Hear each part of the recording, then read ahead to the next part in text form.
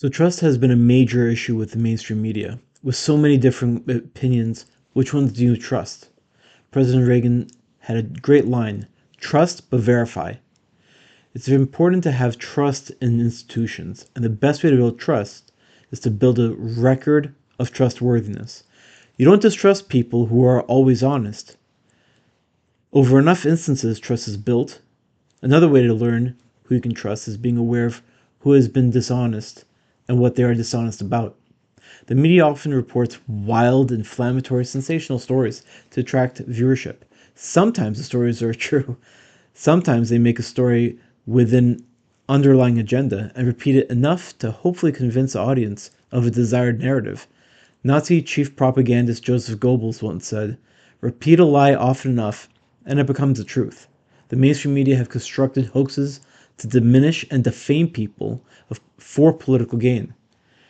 We're going to go through some hoaxes today and see what some hoaxes were, who created the hoaxes, and who distributed them.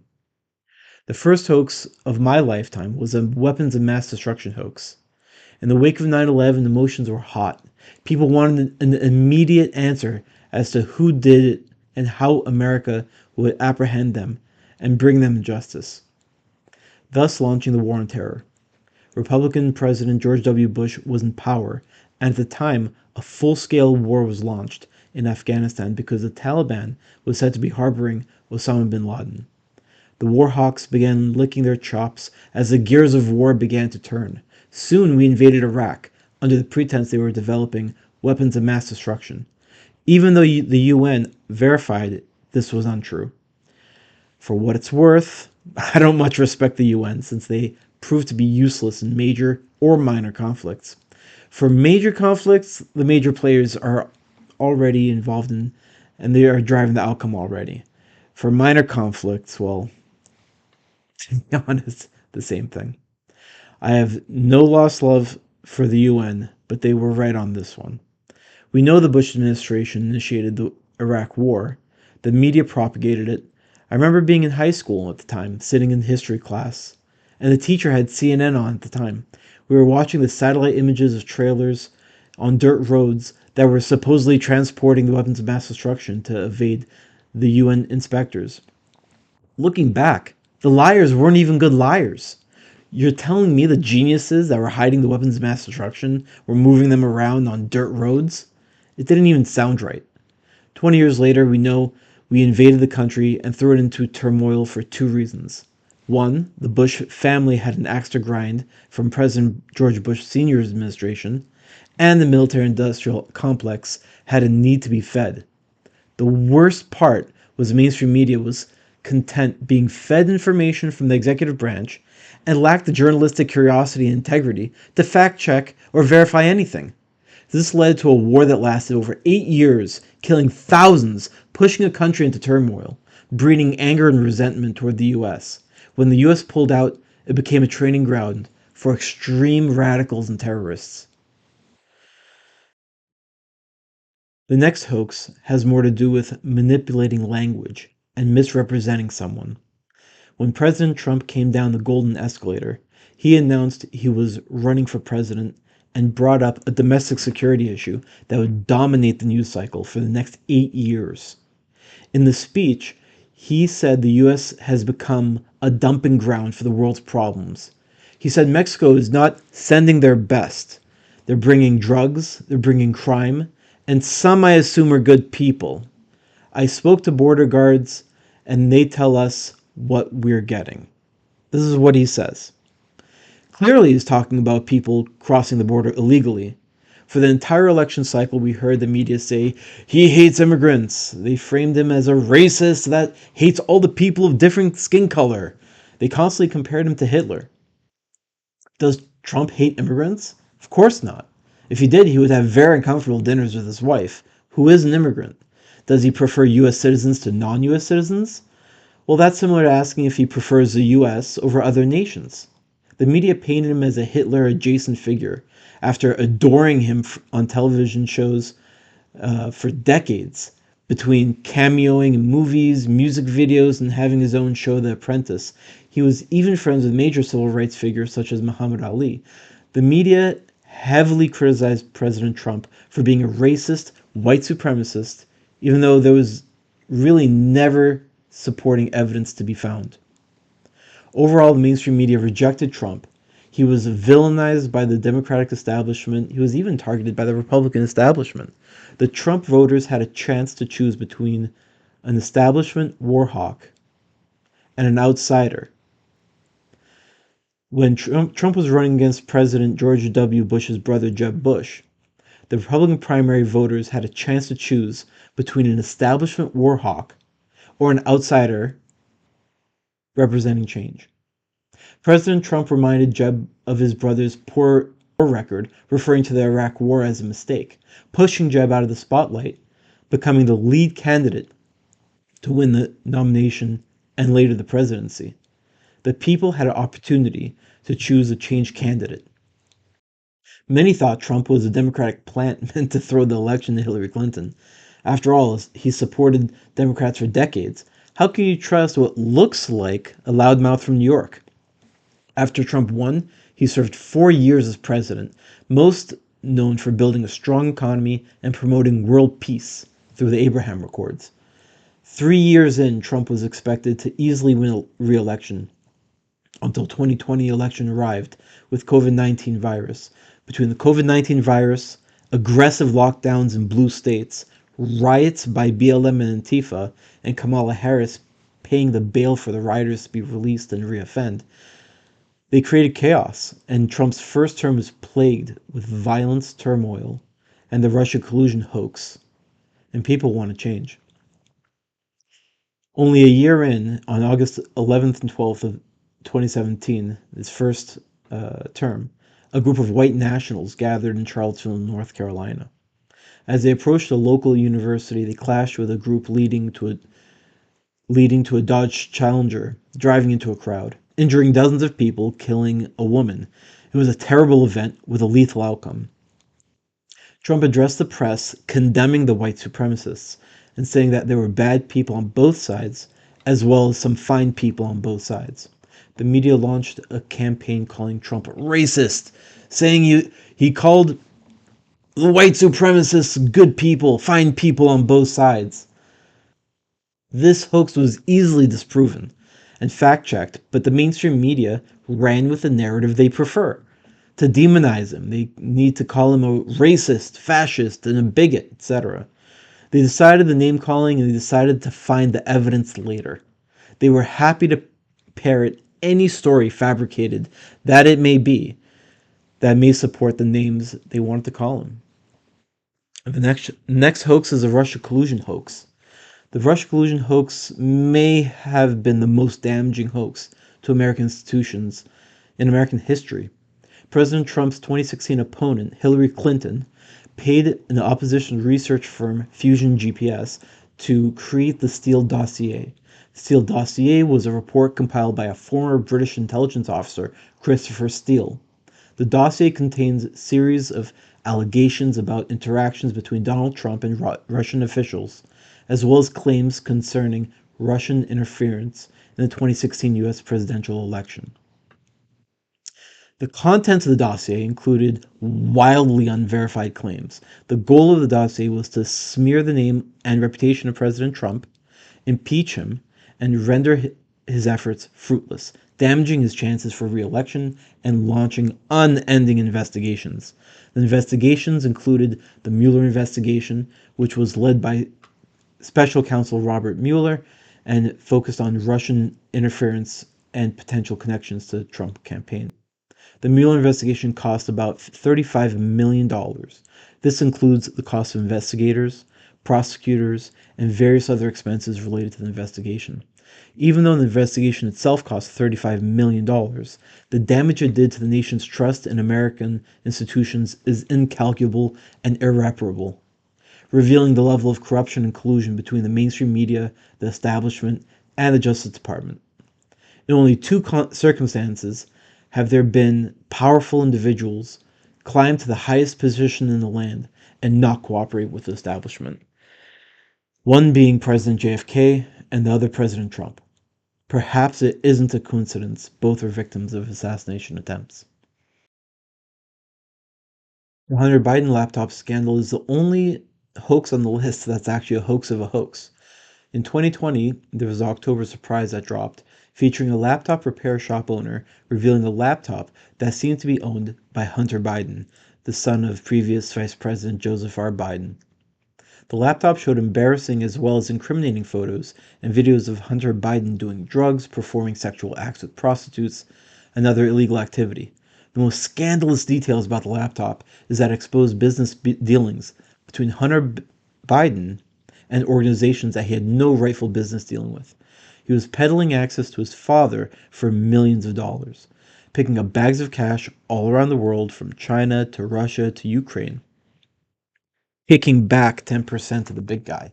He received a significant amount of money from Ukraine, which would later receive over $200 billion from the President Joe Biden's administration a few years later. From a high level view, it seems very corrupt and dirty. But when you dig into the details, no, it still seems really corrupt and dirty. Only days after the revelation of the laptop, a letter was drafted with over 50 former CIA agents saying that had all the earmarks of a Russian collusion document, even though earmarks is actually a phrase that politicians use for slipping in pet projects into bills to money launder money out from the government to their own pockets. So it's weird that they even use the word earmarks. But what they meant to say, it had all the hallmarks of a Russia collusion operation. Anyway, the Biden administration was a case study of foreign powers purchasing high level politicians of a superpower. If there wasn't the complication of the business dealings, the president in the US could say, we've given Ukraine this much, reach a peace agreement with your neighbor. We're not getting involved any further. To do this story justice, you really have to take a look into why this war was even started. The real reason the war broke out is because there were people in the Biden administration that wanted to pull Ukraine into NATO. This would force Ukraine to follow NATO standards, and they would have to buy all their weapons from the US. After the Soviet Union fell, NATO and Russia agreed Ukraine would be a sovereign state as long as it didn't join NATO. Once Biden became president, talks of Ukraine joining NATO resumed and provoked Russia's aggression. Even to someone not privy to classified intelligence, it does seem like a bold move for the US to reach out to Ukraine, start selling them weapons, and expect Russia to not retaliate. This is too much for an oversight for the Biden administration to plead ignorance. At best, they could say they were cocky and didn't expect Russia to make such a strong move as to invade Ukraine. After 3 years of war and 70,000 killed and hundreds of thousands wounded, it is clear that it was a diplomatic catastrophe, and it seems like a mistake.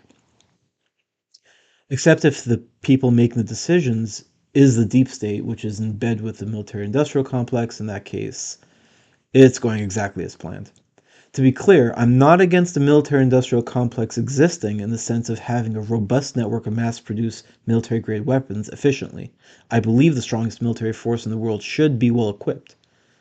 The problem is when the system that makes the weapons starts driving policy for our military to need more weapons. We should make weapons when needed, not craft our policy of foreign affairs to generate sales for more weapons. RFK Jr. goes into detail in one of his speeches where he explains how the US exploited Ukraine in the war. I'll link in the description, but basically it goes something like this. The US lends Ukraine money. The money is used to buy American weapons. The land in Ukraine is being leveraged as capital to guarantee the loans. By the end of the war, Ukraine will have great casualties of citizens to the war, will gain a tremendous amount of debt, and the land will be seized to guarantee the loans. At the end of the day, the country of Ukraine will not even have the people or the land they were supposedly fighting for. All of it will be eaten up by the war machine. It seems like a cautionary tale to not get involved with this corrupt system, as lucrative as $200 billion may sound. The next hoax is January 6th insurrection. The January 6th insurrection of 2021 is a day everyone that pays attention to politics knows. On this day, President Trump held a rally.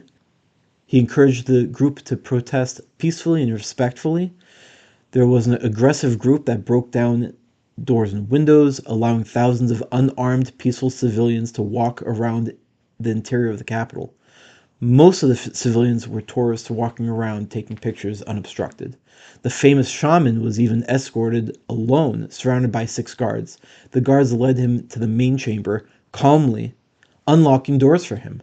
The video footage of this was not released for years until after the January 6th kangaroo court had concluded.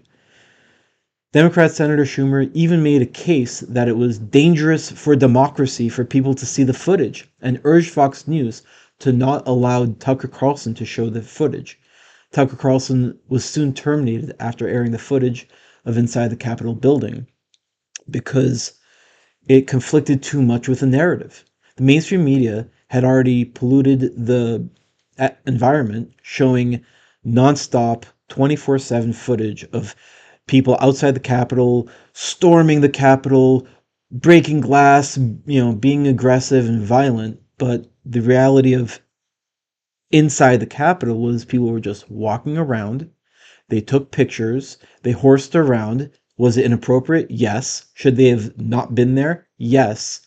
But the guards inside could have shown more unwelcomeness. I don't know what you want to call it, but once they were in the Capitol, once they were in the main chamber, the shaman even thanked the guards for their courtesy, for their escorting them around and being, dare I say, hospitable.